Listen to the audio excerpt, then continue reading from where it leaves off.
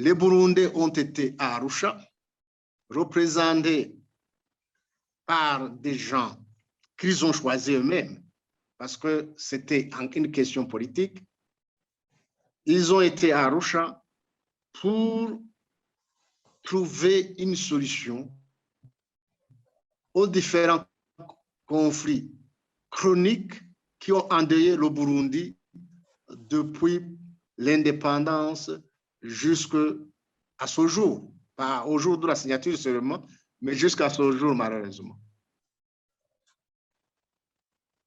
Aujourd'hui, malgré l'accord d'Arusha qui avait été signé, qui avait ramené de l'espoir, il y a des centaines de milliers de réfugiés, il y a des condamnations à la perpétuité, donc ça aurait été à la mort si la peine de mort n'avait pas été enlevée. Il y a des disparitions forcées, il y a des assassinats, il y a des tortures, il y a des gens qui sont dans des prisons pour leurs opinions.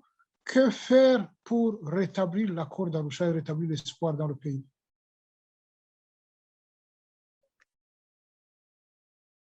L'accord d'Arusha avait réglé toutes ces questions dans les différentes solutions qu'il avait proposées.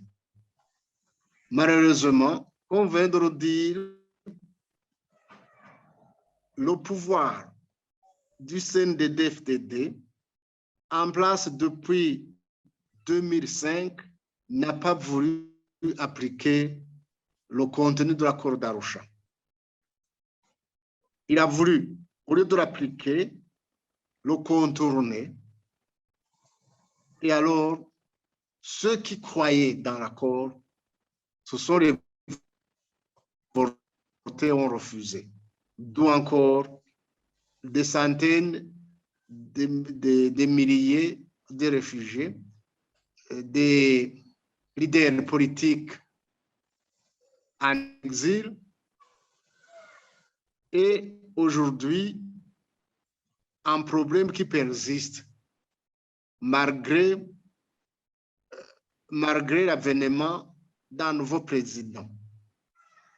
Ce qu'il faut faire est simple. D'abord, le nouveau président ne devrait pas avoir sur sa charge le passif de celui qui l'a remplacé. C'est anormal. 2015 est terminé, il devrait faire table rase de 2015. C'était des revendications légitimes 2015. Et même la plupart de ceux qui étaient dedans sont aujourd'hui au pouvoir. On peut les citer. Donc, faire table rase de ce qui s'est fait 2015 et faire un nouveau départ avec lui, s'il veut bien diriger.